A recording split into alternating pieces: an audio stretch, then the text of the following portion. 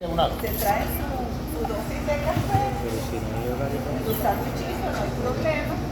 Y los de K2 y K1,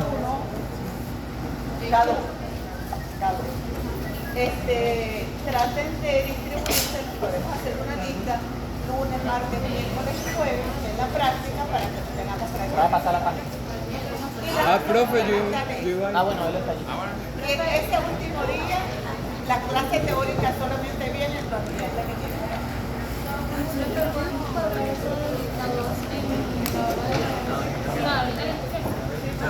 Están los de No, pero a cada uno le toca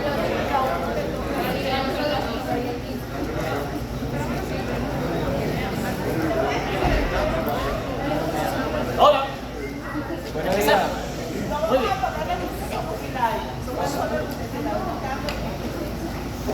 No, y que se quede dormido, le hace un zapatazo y ya está. No hay problema. Ok. Bueno, antes de empezar la clase de parasitología del día de hoy, es importante mencionar que hoy, 1 de diciembre, se conmemora el Día Mundial de la Lucha contra el VIH. Muy oportuno que sea precisamente este día hoy, porque dentro de las parasitosis que ustedes van a aprender aquí en esta cátedra, van a aprender un grupo de enfermedades que son particularmente graves o importantes en pacientes inmunosuprimidos. Y por mucho, la causa más común de inmunosupresión que van a encontrarse es precisamente la infección por VIH. Y siendo infectólogo no podía dejar de pasar la oportunidad para decirles, fíjense, ¿cuándo fue la última vez que se hicieron una prueba de VIH ustedes? Jamás, ¿verdad? Y seguramente muchos acá son sexualmente activos y, como decía el profesor Freddy, uno de sus posts, el profesor Freddy de microbiología, a pelo. Entonces, no está de más que ustedes, como futuros médicos, promocionen la salud empezando desde ustedes. ¿Okay? Entonces, háganse la prueba. ¿Okay? Muchos sitios van a encontrar donde hacen pruebas gratuitas y en donde van a poder conocer su estatus serológico. Más de un estudiante de medicina he tenido que tratar por infección de VIH. ¿Okay? Entonces, bueno, ¿esa fue una inclinación, una reverencia? Muy bien, el día de hoy vamos a hablar del complejo de miasis y cisticercosis. ¿Okay? Entonces vamos a hablar de dos parásitos, dentro de los cuales uno de ellos va a producir dos enfermedades diferentes. ¿Okay? Uno, que va a ser la enfermedad por el estadio adulto, y otra va a ser la enfermedad por el estadio larval. ¿Okay? La enfermedad por el estadio adulto es bastante sencilla, digamos poco grave, no siendo así la enfermedad por el estadio larval. ¿Ok? Vamos allá. Ok, vamos a primero orientarnos en tiempo, espacio y persona donde estamos parados. ¿Ok? Tenemos que dentro de parasitología vamos a tener parásitos unicelulares, que no hemos llegado para allá porque son un poco más difíciles, y pluricelulares, que son los metasuarios. Y dentro de los metasuarios, aquellos seres vivos que son capaces de ser parásitos, tenemos los artrópodos y los helmintos. Y de los helmintos ya terminamos este primer bloque. Ya pasamos los helmintos. Es decir, ya todos aquellos gusanos alargados, cilíndricos, con cutícula, cavidad celómica y demás, es decir, lo que habitualmente uno piensa en la cabeza al pensar en gusano, ya terminamos esa unidad. Vamos a empezar hoy con la unidad de platelmintos. Platelmintos o gusanos planos. Y dentro de esa unidad vamos a tener dos grupos de parásitos. Aquellos parásitos que tienen forma de cinta, que son los que vamos a ver hoy, y los siguientes que veremos en la siguiente clase. Entonces, dentro de las diferencias importantes que tenemos que tener en cuenta cada vez que pensemos en el tipo de gusano que estamos estudiando, ubiquémonos acá. ¿Es un nematelminto, un nemátodo, o es un platelminto? Entonces, las características que definen a los nematodos es que son cilíndricos, tienen sexo separado, es decir, tienen dimorfismo sexual o dioico, tienen cutícula, cavidad celómica y un tracto digestivo completo, es decir, tienen desde la boca hasta el ano. Mientras que los platelmintos son gusanos aplanados, son hermafroditas, es decir, no existe distinción de macho y hembra, tienen tegumento, a diferencia de la cutícula, no tienen cavidad celómica y se nutre a través del tegumento, es decir, la piel de este parásito es el órgano digestivo, es lo que le va a permitir obtener nutrientes a través del medio donde se encuentra. Siguiente. Entonces, ¿cuáles son los sectores que vamos a estudiar aquí en parasitología? Aquellos que tienen importancia médica. Hoy vamos a hablar de estos dos, que es la tenia sola y la tenia saginata. En futuras clases veremos himenoletiasis y la hidatidosis humana, producida por este parásito.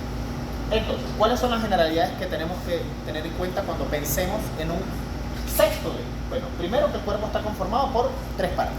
Tenemos el escólex, no es cabeza, es escólex, ¿ok? Y es la porción que se encuentra en el extremo anterior. Y la función principal es órganos de fijación a través de estructuras diferentes que pueden ser ventosas o rostelos. No confundan las ventosas con bocas, no son bocas, son ventosas, son órganos de fijación a la mucosa intestinal. Y algunos tienen rostelos con un pocotón de ganchos que le permiten fijarse a la mucosa. Tiene el cuello, que es la estructura que está entre el escólex y lo demás, y luego tenemos el estróbilo. El estróbilo es lo que representa la mayor longitud del parásito y está conformado por unidades. Esas unidades, cada uno de esos pedacitos, se llama proglótido.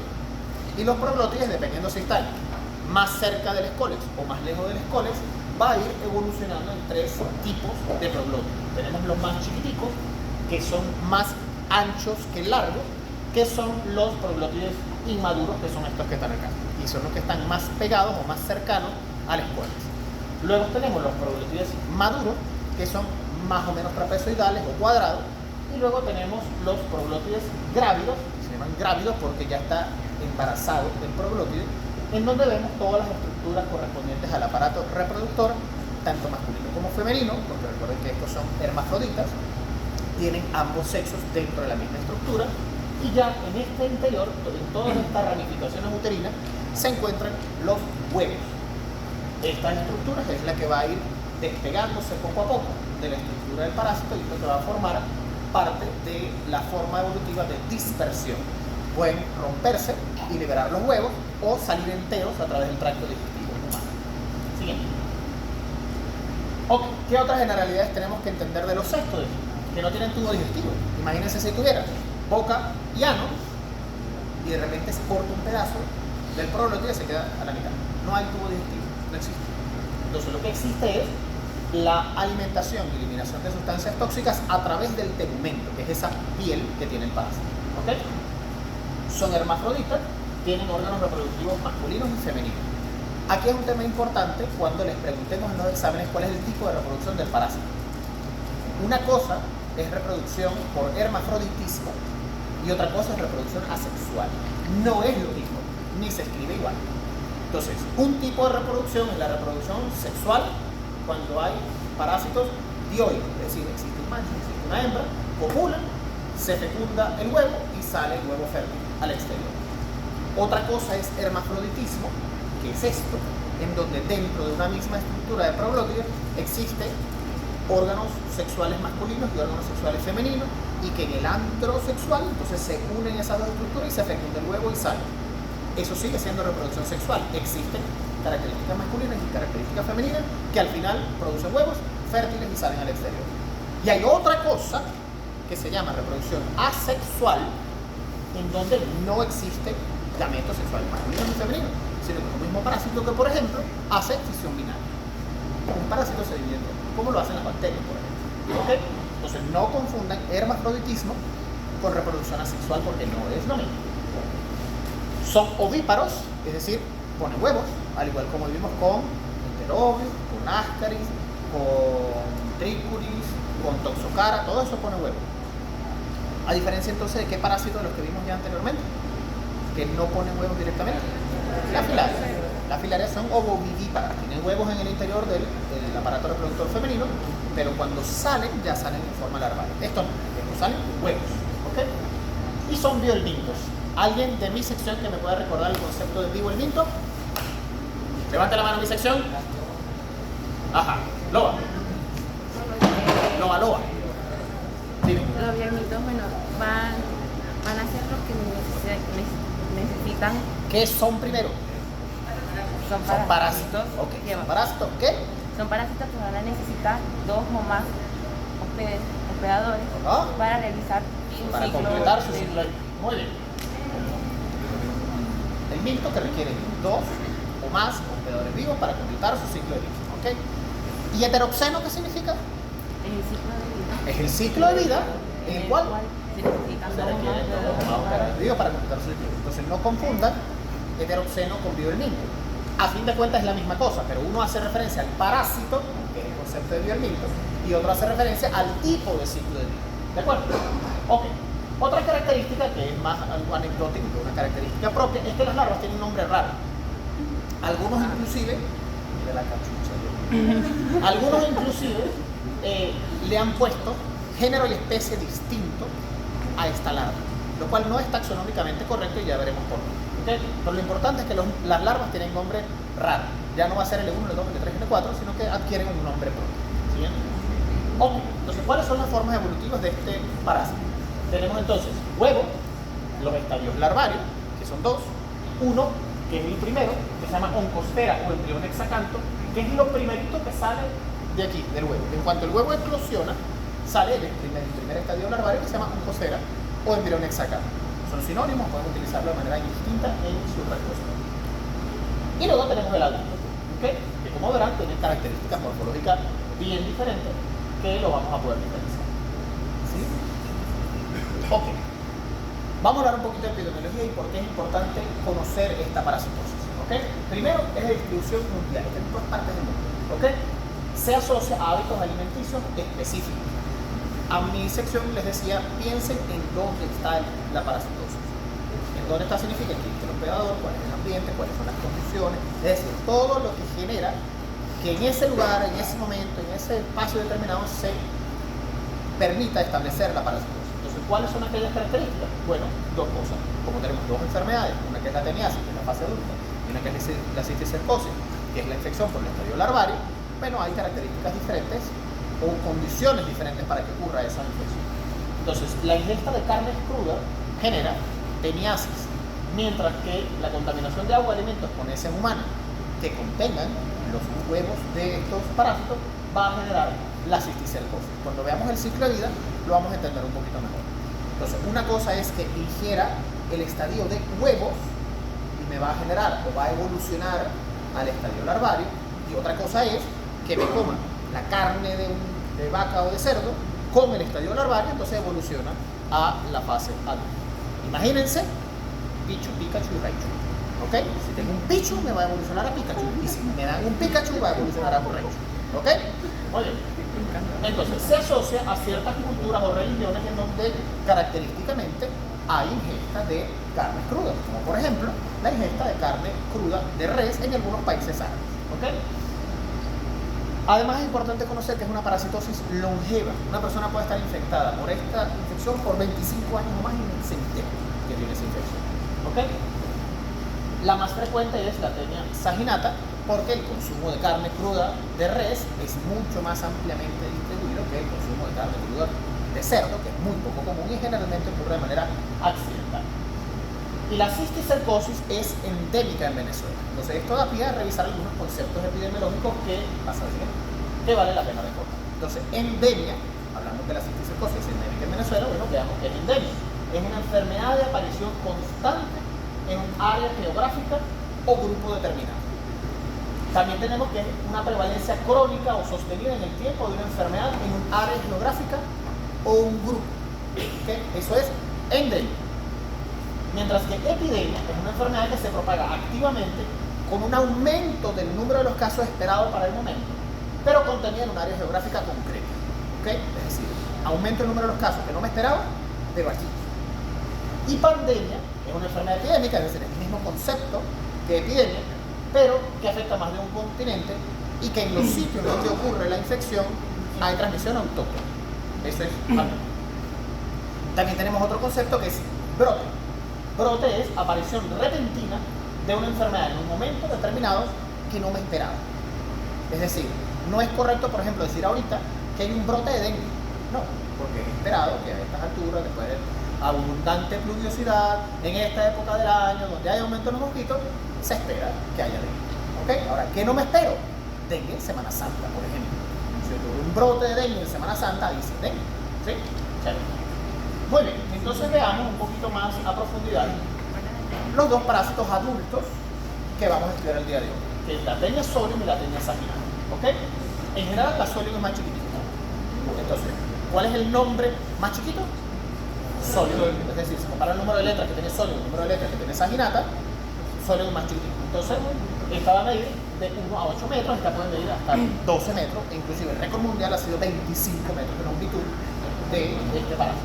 en el laboratorio, cuando pasemos a la práctica, verán varios especímenes guardados en formol en donde es semiculebreras y larguísimas. El Scolex es romboidal y posee 4 ventosas y rostero. Aquí no sé muy bien por la foto. Vamos a ver si tratando de mejor. Ajá. Ven que aquí tenemos las 4 ventosas y hay una estructura acá que tiene como unos ganchitos. Ese es el rostero. ¿Ok? Y tiene una doble hilera de ganchos. Tiene entre 700 a 900 proglótides y el cuello es cortito. Mientras que tenía esa ginata es todo más largo. ¿Ok? El nombre más largo, el parásito más largo. Lo único que no tiene es el rostero, hasta 2000 proglótides y el cuello es largo. Y ambos son o blanquecinos o amarillentos o rosados. ¿Ok? Sigamos. Si nosotros agarramos individualmente cada uno de los proglótides grávidos, no los inmaduros ni los maduros, los grávidos, podemos diferenciar especies de tenia, en donde vamos a ver que la tenia solium, recuerden que solium es más cortico, o sea, va a tener de 7 a 16 ramificaciones uterinas, es decir, cada una de estas ramitas es una ramificación uterina. Mientras que tenia saginata, saginastria es más largo, tiene más ramificaciones. ¿Ok? Además de eso, la tenia solium es como desordenada, como en forma dendrítica. ¿Ok? No tiene una forma bonita.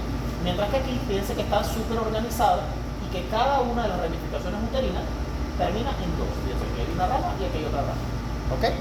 Entonces, estas características permiten, desde el punto de vista parasitológico, hacer diferenciación de especies en el caso tal que una persona evacúe un pedazo de proglótide o una secuencia de proglótides. Eso se puede analizar, se ve, existe de hecho métodos especiales de diagnóstico parasitológico para permitir esta diferenciación. ¿Ok? ¿Sigamos? Esto es de manera esquemática, simplemente para demostrarle que dentro del proglótido existen estructuras masculinas y femeninas. ¿Ok? Entonces en rosado vemos las estructuras que corresponden al aparato reproductor femenino y en azul todo lo que corresponde a los testículos del conducto deferente y aquí en el atrio genital es donde confluyen los dos y se fecundan los huevos para salir al exterior. ¿Ok? ¿Ya?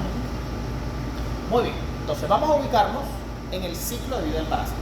¿Ok? Vamos a ahorita hablar de la más sencilla, que es la teniasis, y cómo el humano se infecta con el parásito adulto. ¿Ok? Entonces, vamos a empezar por aquí. Empezamos por un humano que tiene teniasis en su intestino y evacúa.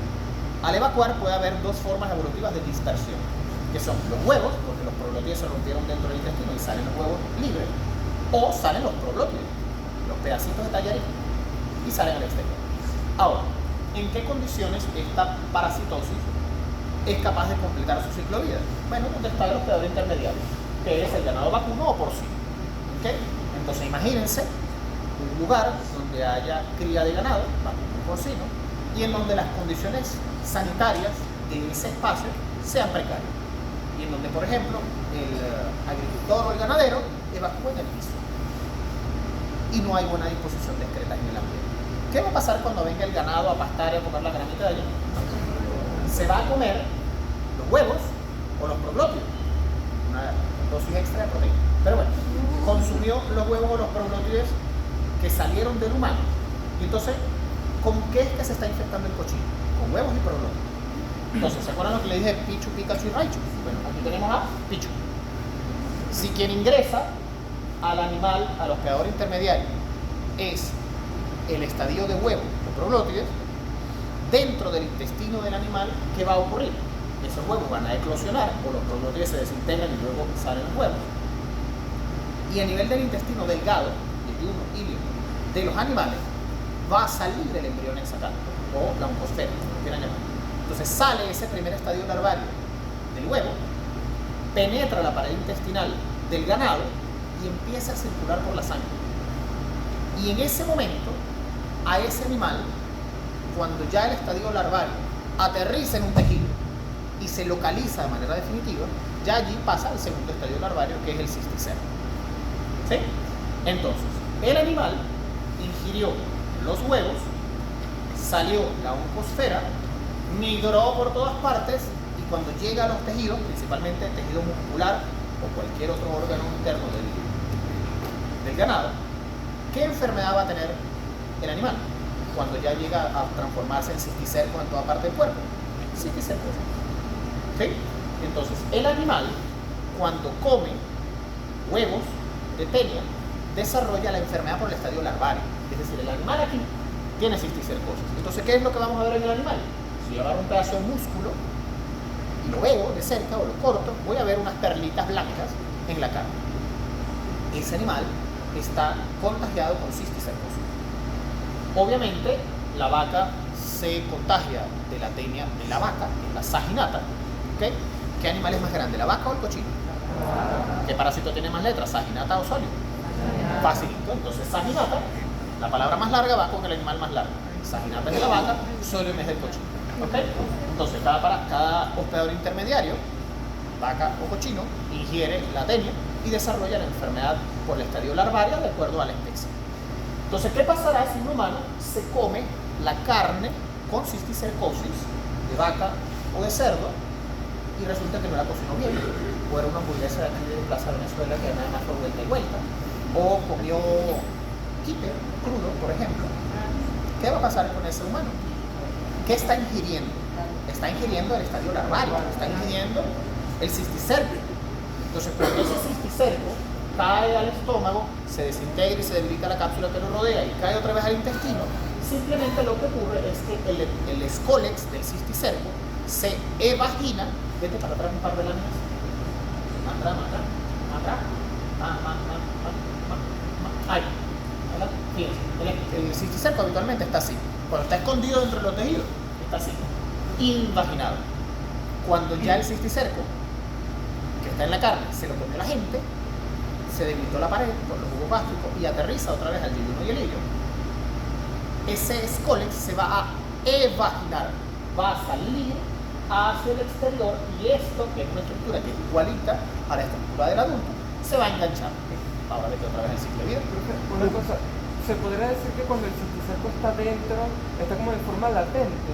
Sí, claro, porque ahí el cuerpo está generando una reacción inflamatoria que lo delimita. ¿Okay? Sigue vivo, pero en forma latente. ¿Okay? No, bueno, el día mundial del VIH. ¿Okay? Entonces, cuando el cisticerco, ¿qué pasó? ¿Qué dijo? Yeyuno e hilio. Es decir, cuando me lo traigo, se debilita la pared en el estómago, pasa al duodeno, cae a yeyuno e hilio y ahí se enganchó. Y donde se enganchó ahí se quedó. ¿Ok? Entonces, dependiendo de la especie, obviamente el escólex va a ser diferente, pero ocurre lo mismo. Se evagina el cisticerco, se engancha a la mucosa del yeyuno y el hilio y se transformó en adulto. Esa bolsa que venía del cisticerco se desprende y empieza a fabricar proglótidos y ya es un adulto. ¿Ok? Adulto macho y hembra, y copula, que pone huevos. No, porque es hermafrodita. Es decir, es un mismo parásito que hace las dos cosas. Entonces, ¿qué enfermedad tiene el humano? Teniasis. ¿Por qué? Porque es la enfermedad producida por el estadio adulto. No sé si se lo dijeron en los demás grupos, pero en general, aquellas parasitosis que son generadas por el estadio adulto del parásito adquieren el nombre del género del parásito. Ascaris ascaridiasis, enterobiasis, tricuriasis. Todas esas son enfermedades producidas por el estadio adulto. Pero con toxocaria, ¿qué pasa? Se llama toxocariasis humana. ¿Cómo se llama? Larva migrans visceral. Entonces, fíjense que el nombre de la enfermedad es distinto al género del parásito. Entonces, la enfermedad producida por el estadio larvario tiene otro nombre. Mientras que la enfermedad producida por el estadio adulto tiene el nombre del género del parásito habitualmente. ¿Ok? Entonces, si aquí en el humano la enfermedad intestinal que se produce es por el adulto, ¿cómo se va a llamar la enfermedad? Teniasis. Fácil. Chévere. Tengan eso en mente cuando hablemos de cisticercosis. Entonces, ¿qué ocurre aquí? Nada, el humano tiene el parásito adulto, el parásito va madurando, va liberando proglótidos y va completando el ciclo de vida, liberándose o los proglótidos otra vez o los huevos. Entonces, ¿cómo ocurre la transmisión o la infección de la teniasis? Es decir, ¿cuál es el mecanismo de infección en la teniasis? Tenemos que la puerta de entrada, obviamente, es bioral, porque estoy consumiendo la carne cruda, ¿correcto? O mal cocida. La fórmula tiene infectante. Pueden decir larva o cisticerco, que sería lo más apropiado. Y el medio de infección es la ingesta de carne poco cocida de res o cerdo que contenga cisticerco. ¿Sí? ¿Estamos claros hasta allí? Facilito, ¿verdad? Muy bien, síganme. Entonces vamos a hablar un poquito del hábitat definitivo. ¿Recuerden el concepto de hábitat definitivo? ¿Qué es hábitat definitivo? Javier Fernando Suárez del metro de Caracas. No entendí. ¿Qué? No, ese es hospedador definitivo. Hábitat definitivo. Ubicación anatómica del hospedador definitivo en donde se ubica la fase adulta del parásito. Muy bien. Entonces, si van viendo dónde está el hábitat definitivo, en el yeyuno y en el ilio. ¿Por qué? Porque fue ahí donde se enganchó el escolio y donde empezó a madurar el adulto, ¿correcto? Entonces, la teniasis como enfermedad parasitaria es una enfermedad intestinal. ¿Sí? De la luz del intestino delgado. ¿De acuerdo? Entonces, cuando ustedes van estudiando, ustedes tienen que poner, mira, este parásito es intestino delgado. No, este parásito es intestino grueso. Este es un helminto, es más, es un platelminto de intestino delgado, o es un helminto de intestino grueso, o es ese cuadrito ustedes lo tienen que armar. O mira, este parásito tiene ciclo pulmonar. No, mira, este parásito es tisular, no es luminal, es tisular. Entonces, todos esos cuadritos vayan armando. Este parásito pasa por el pulmón, este parásito pasa por el cerebro, este parásito llega al ojo, este es un parásito intestinal del intestino delgado. ¿Sí? Muy bien. Entonces, la forma de dispersión ya la sabemos, que son los huevos y los proglótidos grávidos. Y las características del huevo, fíjense, vamos a dar otra vez un segundito la luz para que lo puedan ver mejor. Son redondeados, tienen una doble membrana que es gruesa, tienen estas estructuras que son las estriaciones radiales, es marrón o pardo porque se pigmenta con las sales biliares y tiene en su interior, esto es lo que quería que vean, 3 pares de ganchos. ¿Ven esa estructura que están aquí? Eso no es que está arrugada de la pantalla. Eso es que dentro del interior del huevo está el embrión hexacanto o undocera, que tiene ya los ganchitos que va a verse después. ¿Ok? Y estos huevos son indistinguibles entre las especies de tenia. Es decir, yo veo un huevo de tenia sola, un huevo de tenia saginata y no los puedo distinguir de especie. Entonces, si en el examen práctico le pregunto, dígame qué es eso, es un huevo de tenia. Ya. Muy bien. Sigamos. Ok, entonces, ¿cuáles son las manifestaciones clínicas de esta enfermedad intestinal humana? La mayoría de las veces es asintomática. Como les dije, una gente puede estar 25 años y ni se entera que tiene esta enfermedad. ¿Ok? Ahora, ¿qué es patognomónico? ¿Qué saben qué es patognomónico? Es propio, característico y altamente específico de una enfermedad en particular. Entonces, es patognomónico la expulsión espontánea de proglótidos a través de las heces. Los huevos obviamente no se van a ver porque son microscópicos, pero los proglótidos son unos pedazos de tallarines que se ven. ¿Sí? A veces, especialmente con la tenia saginata, esos proglótidos cuando salen del margen anal en el momento de evacuar, se siguen moviendo. Entonces, si quedan ubicados en el margen anal, imagínense un pedazo de tallarín moviéndose en el borde del ano. ¿Ok? Entonces aquí ya tenemos 2 parásitos que producen prurito anal. El primero es, y el segundo es, la tenia saginata. ¿Okay? Ahora, dentro de las manifestaciones poco frecuentes y que generalmente ocurren en la cronificación, tenemos anemia megaloblástica y síndrome de malabsorción intestinal caracterizado por diarrea, flatulencia, depresión y dolor abdominal. Ya vamos a ver por qué. Y dentro de los síntomas tóxicos, que es parte de los mecanismos de acción patógena de la tenia, tenemos náuseas, vómitos, dispepsia, hiporexia y astenia. ¿Por qué? Bueno, porque recuerden que el tegumento de los céstodes sirve tanto como para ingresar nutrientes como para desechar. Imagínense un parásito de 10 o 12 o 20 metros en la tripa produciendo heces de tenia a la luz del intestino. Eso produce un mecanismo tóxico. ¿Ok? Sigamos adelante. Entonces, fíjense, ¿por qué este parásito producirá malabsorción y anemia megaloblástica? Bueno, imagínense que estos tallarines están tapizando, que es un parásito largo, ancho, pero flaquito. Es decir, es una hojita así nada más. Pero imagínense esa hojita tapizando como si fuera un papel celofán impermeable toda la mucosa del intestino delgado del yeyuno y el hígado.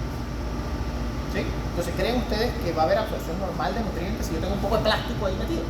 No, ¿verdad? Tampoco si yo tengo un botón de proglótidos de tenia tapizando como si fuera una alfombra la mucosa intestinal. ¿Sí?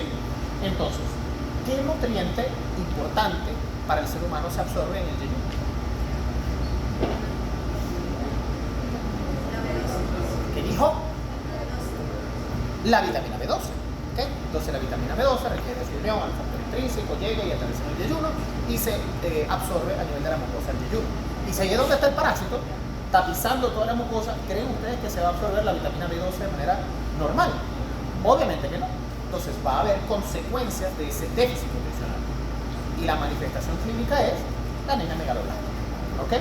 Acuérdense que la anemia megaloblástica es por definición macrocítica hipocrómica, es decir, son glóbulos grandes pero pálidos. ¿Ok? Y ocurre por esto, porque el mecanismo de acción patógena mecánico que produce la tenia no es que la tenia va a reventar así la pared intestinal, sino que simplemente la tapa y evita la absorción de la mucosa intestinal. Y además de eso, si yo tengo un pocotón de nutrientes en la luz del intestino, con una carga osmótica importante, porque comida, y no se absorbe en el yeyuno o el ileum, donde se debería absorber, ¿qué va a pasar cuando esa carga importantísima de nutrientes llegue al colon? ¿Qué dijo? Trae agua. ¿Qué más? ¿Qué dijo? Yo soy sordo de metra. ¿Qué pasa cuando una carga importante de alimentos no digeridos, no absorbidos, con gran cantidad de agua llega al intestino grueso? Se fermenta, produce diarrea. Las bacterias propias del colon van a fermentar esos alimentos y va a producir diarrea explosiva, distensión abdominal, dolor, cólicos, flatulencia, mal olor en las heces. ¿Sí? Entonces, eso es producto que los nutrientes no se absorbieron donde se tenían que absorber y cuando aterrizaron en colon se fermentaron y produjeron todos esos síntomas que les comenté. ¿Ok? Sigamos. Ahora, la epidemiología, como les digo, debe haber el mecanismo de infección para que ocurra. Entonces, el consumo de carne mal cocida, de res o cerdo y la ganadería con pobre control sanitario. En el momento en que los animales se sacrifican y se cortan los pedazos de carne, uno ve si hay cisticercosis o no. Son nódulos blanquecinos, gomosos, remitentes en la fibra muscular. Esa carne no debería ser comercializada. Díganselo a un agricultor o a un ganadero que esté en la zona rural del estado Trujillo, que tiene sus ganaditos y que los mató los creciendo durante 1 año, 2 años, y que es su única fuente de ingreso y que lo va a llevar para el mercado. Entonces, ahí sí es como generalmente ocurre estas condiciones. ¿Ok? Entonces, la carne perlada, fíjense, este es un caso de bistec, y fíjense las estructuras que tiene en el interior. ¿Ok? Mala disposición de excretas humanas en lugares de ganadería donde las vacas y cerdos ingieren las heces humanas con los huevos o con los pies de teca. ¿Ok? Esto es lo que debe ocurrir para que se instaure el nicho de la tecnología. Pero igual cuando la gente la compra no vería las casitas. Claro. Y si la compra el perro calentero de Plaza Venezuela y dice, perro, carne más fea, vamos a triturar y le hacemos una hamburguesa. Ah. Y aunque se cocine, no. Bueno, a ver, Más cocina. si lo subes a más de 70, 75 grados, el cisticerco se muere. Entonces te estás comiendo el gusanito, pero bien tostadito. Ya está muerto, ya no va a producir una infección. Pero si hay algún pedacito en el centro de tu hamburguesa o tú pediste una hamburguesa término medio, porque eres fancy, bueno, te estás comiendo cisticerco. Sí. Ok, hasta ahora, ¿entendimos teniasis? Facilito, ¿ok? Una enfermedad parasitaria intestinal humana, producto de ingesta de carne con cisticerco. ¿Estamos claros? Chévere. Vamos a empezar ahora entonces a ver qué ocurre en la cisticercosis. A ver. Entonces, como definición, la cisticercosis es una enfermedad ocasionada por la presencia del estadio larvario o cisticerco en múltiples tejidos. ¿Ok? Aquí es donde está la aclaratoria que les quería hacer hace rato, cuando les dije el espeso, que las larvas tenían un nombre raro, no sé. Ustedes van a ver en muchas literaturas, por ejemplo, una de las que siempre les recomiendo a mis estudiantes es la guía básica de mitología de Luis de Figuera. Ahí está este error. ¿Ok? Entonces, fíjense. El término cisticerco celulosa y cisticercus bovis, que hace referencia al cisticerco de la tenia solum y el cisticerco de tenia saginata, no son nombres correctos. Es decir, cuando tú eras un feto, ¿cuál era tu género y especie? No se sabía. ¿No sabes de qué especie eres después que eres un feto? Sí, eres Homo sapiens.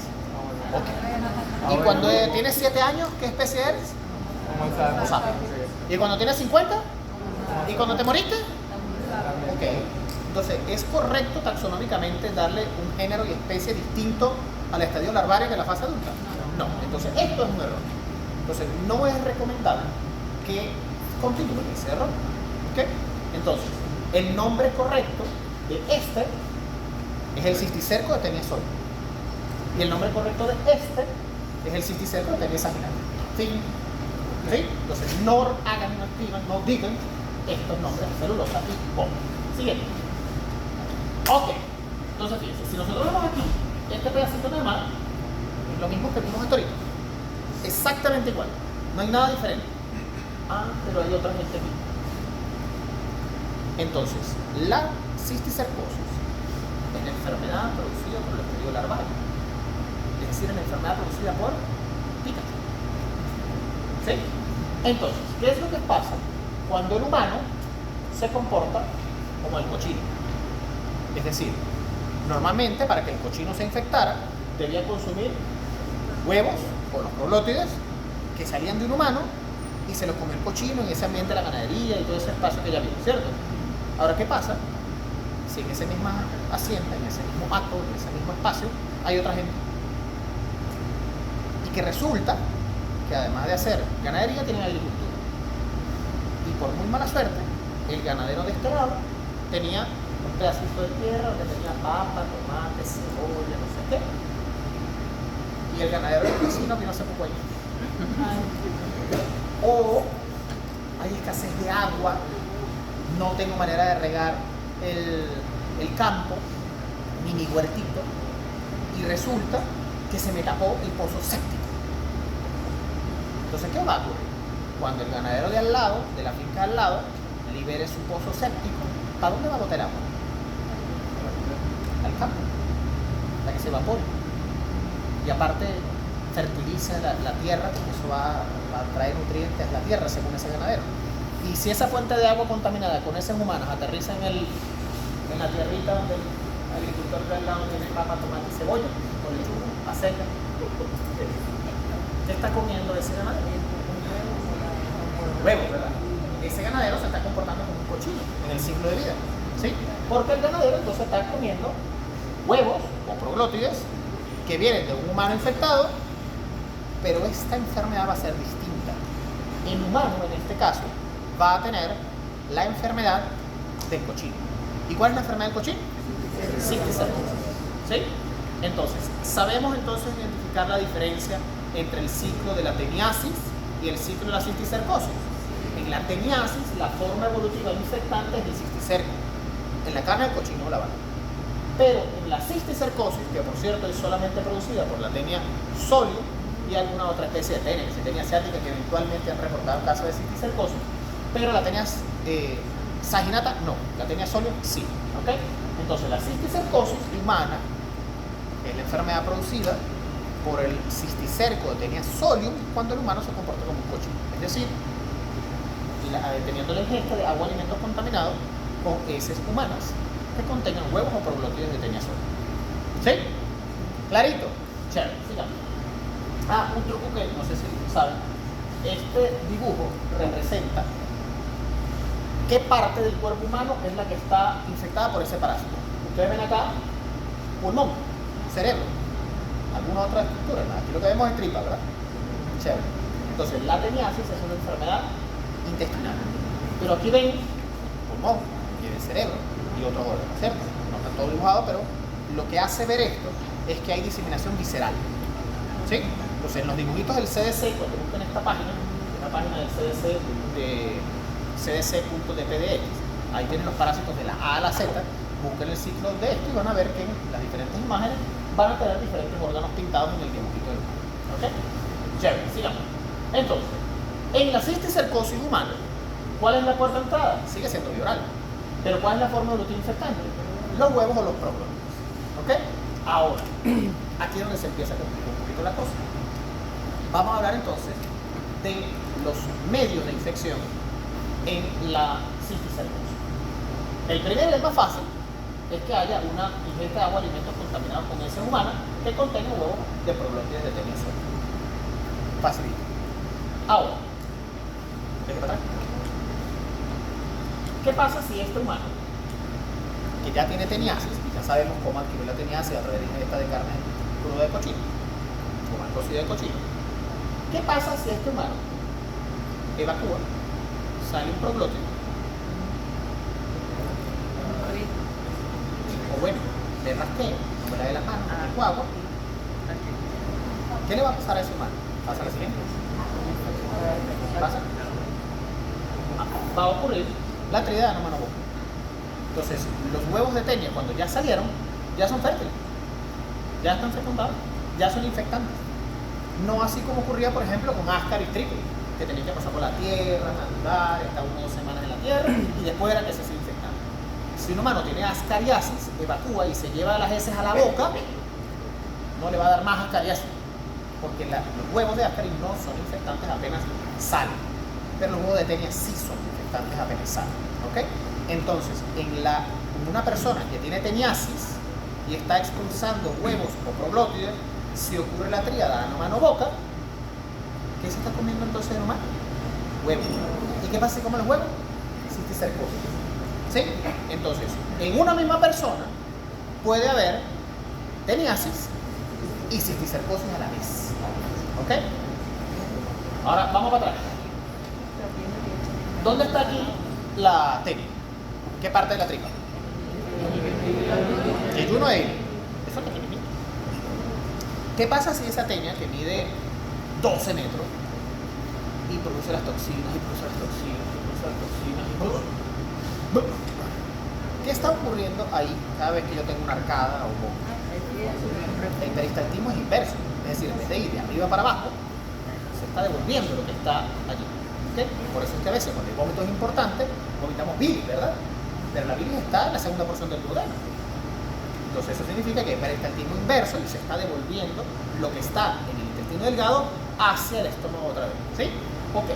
Entonces si ya yo sé que la tenia está allí en el yeyuno y en el hilo y está produciendo toxinas, y esas toxinas me dan náusea, vómito, malestar y peristaltismo inverso, ahí no están los huevos. ¿Sí, verdad? Y si los huevos se devuelven y caen otra vez al estómago y se mezclan con el ácido del estómago, ¿qué creen que le va a pasar a esos huevos? Eclosión.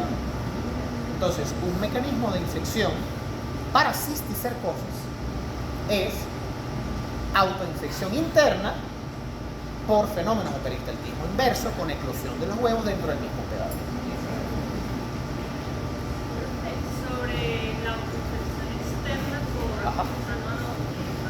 Ano, mano, boca. ahí tiene los huevos, sería como la atmósfera. Perdona, no te oigo. Ahí no tiene los huevos, la atmósfera. Ajá. Pero entonces el mecanismo de infección sería los huevos, sería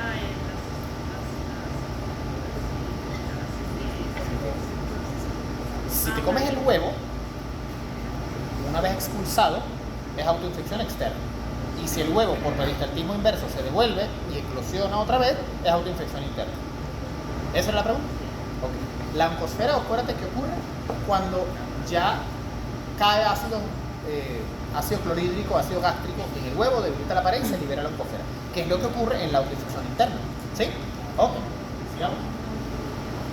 Entonces, vemos acá, tenemos entonces un primer mecanismo de infección, que es el medio de infección, que es el más común, que es la ingesta de agua o alimentos contaminados con heces humanas de proglótidos, con huevos o proglótidos de tenia solio. Y aquí tienen que escribirme tenia solio. Si no me escribiste tenia solio, está mala. ¿Sí? Ok. Autoinfección externa en pacientes con teniasis por tríada ano, mano, boca. Autoinfección interna por el peristaltismo inverso en pacientes con teniasis por tenia solio. Y también participan vectores mecánicos. ¿Sí? Es decir, si una mosca separa una heces humana de aquí, transporto el huevo y yo llevo mi plato de pasta, igualito es un mecanismo medio de infección, correcto, a través del papel de los vectores mecánicos. Sigamos. Ok, para ver ahí. ¿Cuál es entonces el hábitat definitivo de la cisticercosis?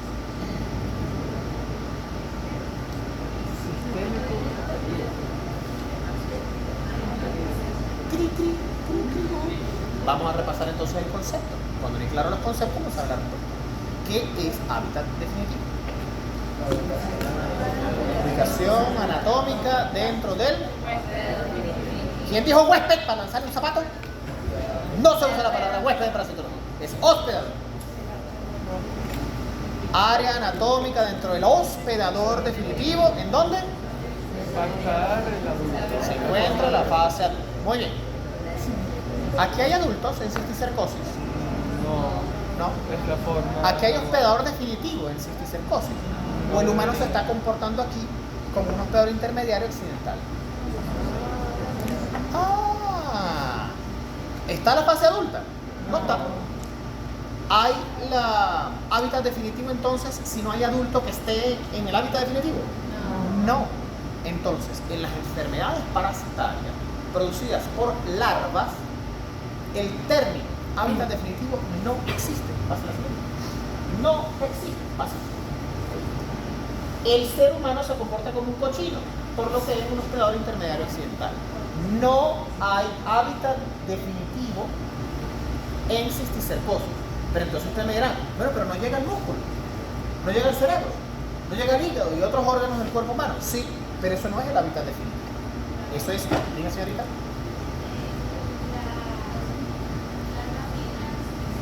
Ajá. Muy bien. En la larva migrans visceral no existe hábitat definitivo. En toda enfermedad producida por estadio larvario no hay hábitat definitivo. Ahora, ¿qué sí hay? Pasa a la siguiente página. Existe un concepto llamado tropismo. El tropismo es el lugar anatómico donde le gusta ir a la larva. Entonces, el tropismo, por ejemplo, en larva migrans visceral, que es toxoclara, ¿cuál era? Ojo, vísceras, cerebro. ¿Sí? Entonces, el tropismo del cisticerco, en primer lugar, es el músculo estriado. Es donde le gusta estar. ¿Sí? ¿Qué otro sitio le gusta estar? En el cerebro, produciendo una entidad clínica aparte, que es la neurocisticercosis, así como la larva migrans visceral tiene una entidad clínica aparte, que es la larva migrans ocular, ¿verdad? Bueno, esta es una entidad clínica aparte, que por su complejidad, complicaciones y manifestaciones clínicas la hacen diferente del resto. ¿Sí? El tejido subcutáneo, y aquí quiero hacer un detenido, no existe tejido celular subcutáneo, porque no existe tejido acelular subcutáneo, porque el tejido se define como el conjunto de células, ¿sí? Entonces decir tejido celular subcutáneo es decir, yo subí para arriba, ¿sí? Entonces tejido subcutáneo, ¿ok? Ojos afectando retina. Entonces aquí el profesor Flora me dijo que yo tenía que anotar en una lista, en una hojita, los parásitos que lleguen al ojo, ¿sí? Eventualmente, dentro del marco de las neurocisticercosis, puede haber invasión en retina. Entonces, si hay afectación en retina, ¿es una patología ocular de cámara anterior o posterior? Posterior. Entonces, si el profesor Flora está haciendo esta distinción, significa que no solamente tengo que aprenderme los parásitos que llegan al ojo, sino los parásitos que llegan a la cámara anterior del ojo y la cámara posterior del ojo. ¿Sí? La teniasis, mejor dicho, la cisticercosis es una parasitosis que afecta cámara posterior del ojo. Muy bien. Y llega a todos esos órganos mediante la circulación sistémica. Es correcto. Acuérdate que, ¿cómo llegan los cisticercos al cuerpo humano? Bueno, la misma razón que lo que ocurre con el cochino. El humano ingirió de manera accidental huevos o proglótides, eclosionó en el estómago, cayó al intestino y está en la oncosfera o el embrión hexacanto, penetra la pared intestinal, migra por todos los órganos, se alojó, se transformó en cisticerco. ¿Sí? ¿Claro hasta allí? Muy bien. Entonces, atrás. ¿Se acuerdan que les dije que la teniasis es una enfermedad intestinal luminal? La cisticercosis es entonces una parasitosis tisular. Está metida dentro de los tejidos y los órganos. ¿Ok? Sigamos. Muy bien. Entonces, las manifestaciones clínicas. En principio es asintomático, pero como tiene tropismo a músculo, bueno, mialgias es una de las características de los musculares. Síntomas de focalización neurológica. ¿Algún estudiante mío que me explique qué quiero decir con síntomas de focalización neurológica? ¿Qué dijo? Dale, Chayán. No es igualito a Chayán, es igualito a Chayán. Le falta bailar torero. Ajá.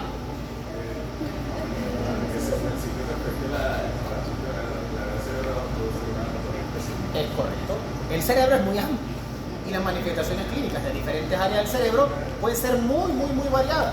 Entonces yo aquí no me voy a poner a decirle convulsiones, hemiparesia del lado derecho, hemiparesia del lado izquierdo, monoparesia braquial del lado derecho, monoparesia pleural del lado derecho. No. ¿Ok? Como las manifestaciones neurológicas son muy variadas y van a depender del sitio donde aterriza en el cerebro, bueno, vamos a resumir ese conjunto de síntomas y signos en una frase. Y esa frase es síntomas de focalización neurológica. Dependiendo de dónde aterrizó, produjo X síntomas. ¿Ok? Puede producir cefalea crónica, convulsiones, específicamente cuando afecta corteza cerebral, ¿okay? Mielitis, cuando está en médula, y la hidrocefalia e hipertensión endocraniana si eventualmente uno de esos cisticercos aterriza en el sistema ventricular, tapa el drenaje del sistema ventricular a hidrocefalia. ¿Ok? Sigamos. Vamos a apagar la luz otra vez para que veamos. Eso no es una foto de cómo terminó el actor de La Pasión de Cristo. No. Esos son cisticercos. Imagínense la carga parasitaria que tiene esta persona. Cada uno de estos punticos blancos que vemos en todo esto espacio es un cisticerco calcificado. ¿Ven? Siguiente. Bueno, aquí ya este paciente está asintomático, porque esto es una autopsia. Entonces, ¿qué es lo que vemos acá? Lo mismo. Vemos una estructura redondeada que en vida tendría líquido, que es el líquido propio del cisticerco, y vemos acá el cisticerco dobladito en su interior. ¿Sí?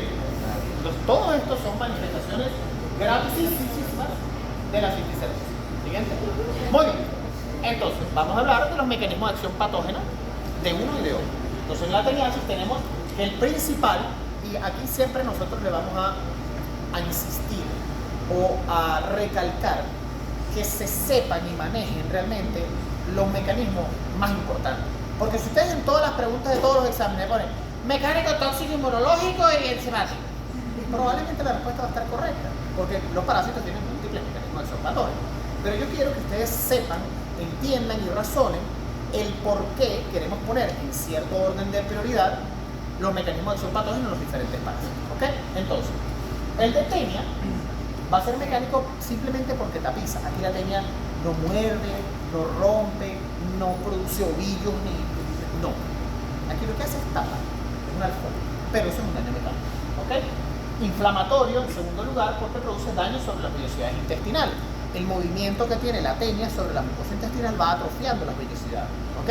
Acuérdense que cada enterocito tiene en su superficie luminal un pocotón de pelitos que son las vellosidades. Y si yo tengo acá una alfombra, imagínense como si yo pusiera una alfombra encima de un jardín. ¿Qué va a pasar con la grama que está ahí abajo después de cierto tiempo? Se muere. ¿Sí? Tóxico por los productos de desecho del parásito, como les expliqué en el mecanismo de autoinfección interna.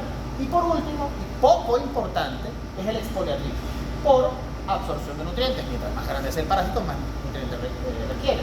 Pero sí es relativamente importante la malabsorción, sobre todo en fase crónica y avanzada. En la cisticercosis tenemos dos. El mecánico, porque obviamente si ven la foto del paciente anterior del cerebro, imagínense el efecto de masa de lesión ocupante de espacio que produce cada una de esas lesiones. Mientras más tenga, peor va a ser. Entonces, el efecto ocupante de espacio y de compresión de las estructuras vecinas es lo más importante en la cisticercosis, especialmente en la neurocisticercosis. Y en segundo lugar, inflamatorio, una reacción de hipersensibilidad tipo 4 con la formación del granuloma alrededor del cisticerco. Siguiente. Ahora, ¿qué complicaciones tenemos acá? La teniasis afecta el desarrollo y el crecimiento de los niños produciendo desnutrición. Entonces, ya esto justifica diagnóstico y tratamiento de las poblaciones cardíacas. Y la cisticercosis es de difícil diagnóstico y consecuencias neurológicas a largo plazo si no se detectan o se trata a tiempo, pudiendo ser mortal. ¿Ok? Sigamos. Ahora, ¿qué debemos conocer de la inmunoparasitología? ¿Cómo se defiende el humano ante esta situación? Bueno, lo primero que tiene, mejor dicho, los mecanismos de evasión del parásito ante la respuesta inmune.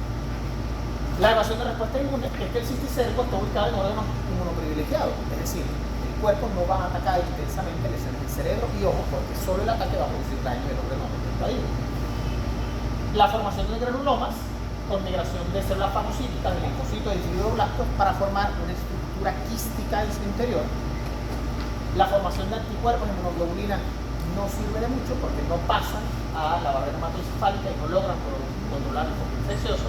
Y en teniasis simplemente tenemos la evasión de la respuesta inmune por ser un parásito luminal. En la luz intestinal es poco lo que puede hacer el sistema inmune para defenderse. Y aparte es muy grande para la defensa que existe, la defensa celular en la mucosa intestinal. Sigamos. Muy bien, vámonos ahora al diagnóstico. Como siempre tenemos fases de diagnóstico. El diagnóstico clínico, que ya lo vimos, ya vimos las manifestaciones clínicas que produce, ya conocemos el diagnóstico epidemiológico, cuál es el ambiente, las condiciones, la cultura, la religión, digestión o todos los factores que desencadenan una u otra parasitosis. Vamos entonces a ver cuáles de ellas pueden ser susceptibles a diagnóstico parasitológico, inmunológico e imaginológico. Básicamente. Entonces, en la teniasis el diagnóstico es parasitológico, es decir, el examen simple de heces evidenciando los huevos o los proglótidos, con el examen simple de heces o tamizaje de heces. Tamizaje de heces es pasar las heces a través de un colador y luego el pedazo de tallarín que se sostuvo allí en el Se puede utilizar el método de Graham para recoger los proglótides en el margen anal y los métodos de concentración como CATO y FT. ¿Okay? En las prácticas profundizaremos aún más cada uno de estos métodos. Les recuerdo que para las prácticas, que eso es ya la semana que viene, deben estudiar los métodos de diagnóstico, fundamento y aplicación. Utilicen el canal de Instagram de los preparadores, también buenas exámenes. Por otra parte, en la cisticercosis tenemos que el diagnóstico es distinto. ¿Okay? ¿Por qué? Porque yo no voy a tener acá un diagnóstico parasitológico. Mi diagnóstico va a ser inicialmente clínico epidemiológico, todas las manifestaciones, todo el contexto con el cual vino el paciente, y va a hacerse inicialmente imagenología. ¿Por qué? Porque es donde voy a poder ver las lesiones típicas del cisticerco, que puede ser, por ejemplo, tomografía o resonancia cerebral, si sospecho neurocisticercosis. Una punción lumbar puede utilizar otros métodos, como por ejemplo serología de líquido cefalorraquídeo a través de técnica de ELISA o determinación de antígenos de cisticerco de Taenia solium, que se hace, existe. Y en casos excepcionalmente raros, y lo pongo de última y uso la expresión excepcionalmente raro, como para que ustedes no lo pongan en el examen. Ahora, ¿existe diagnóstico parasitológico en cisticercosis? Sí, cuando el neurocirujano mete en la pata. ¿Qué quiero decir con esto?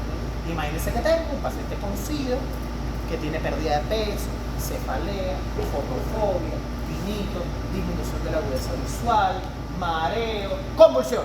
Lo llevaron a la clínica de emergencia. Y llegó un eminente neurocirujano. Es que tiene tumores cerebrales por todas partes. No encontramos el tumor primario. Vamos a hacer una biopsia estereotáxica de cerebro para poder tener el diagnóstico histopatológico de un tumor cerebral. Y cuando hacen la biopsia, ay, mira, se chorrió porque era un quiste. Y cuando la mandan a anatomía patológica, era un gusano, no era un tumor.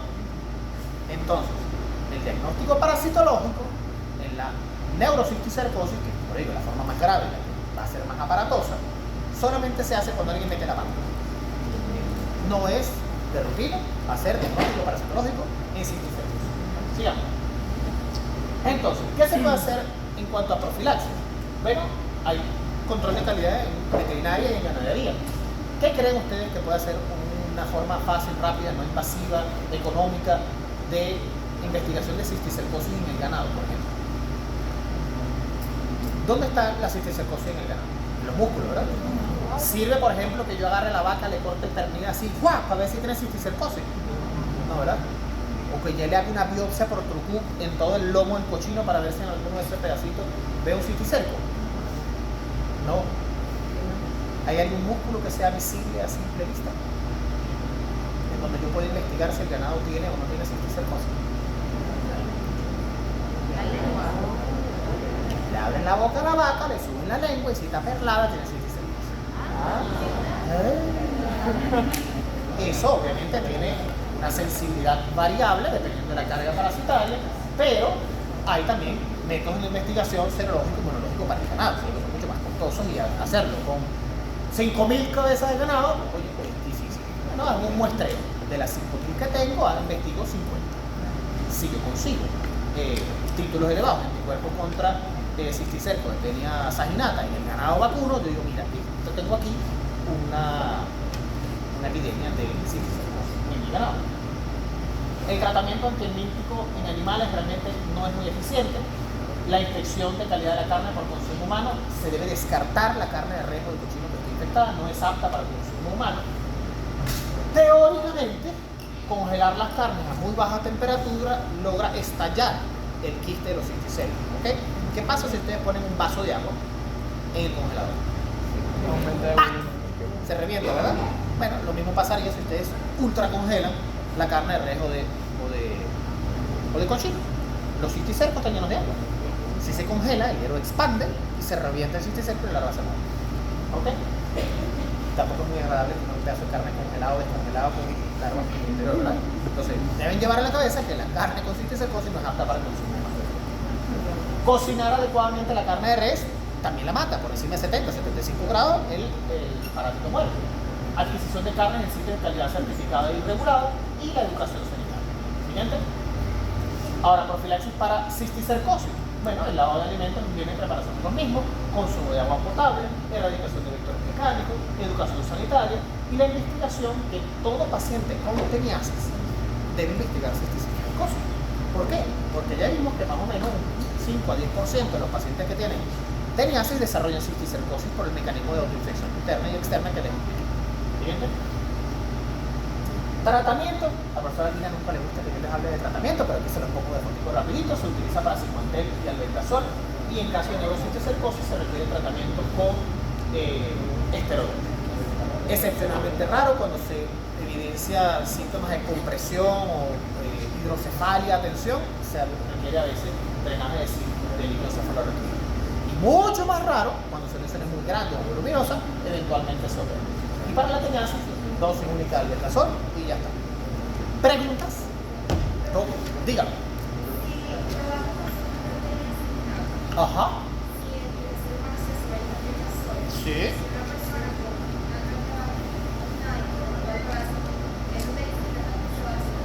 No.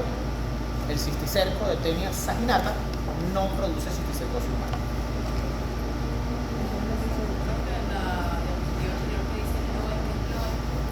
Lesión ocupante de espacio. Diga. La migración errática es parte del tropismo, es decir, cuando una larva viaja, va a un sitio que le gusta, bien sea porque tiene mayor circulación sanguínea, porque tiene más temperatura, porque tiene mayor flujo de oxígeno, y ese es el sitio donde la larva va a ir para buscar más nutrientes. ¿Okay? Y el tropismo, bueno, hace referencia a algunos receptores de membrana que tienen los parásitos con los tejidos que invaden. ¿Okay? Dígame. Dentro del diagnóstico parasitológico de la teniasis, o sea, pensando en su PDS, pensando cuáles son los estados. Habitualmente la teniasis, lo van a ver también con himenoletiasis, lo van a ver también con algunos otros parásitos, la carga de huevos es baja, tiende a ser baja. Entonces, a veces un examen simple de ese, o inclusive un examen seriado de ese, tienen baja sensibilidad.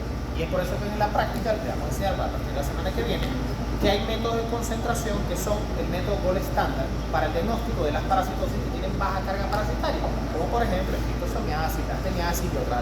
Entonces se utilizan métodos como por ejemplo de flotación, de centrifugación o sedimentación o de coloraciones especiales, como por ejemplo el CatoCats, para resaltar la presencia de los huevos con una muestra mayor de eso. Entonces sería el CatoCats.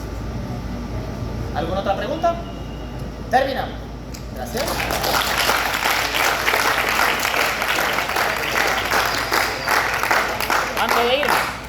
Antes de irme, estrategia.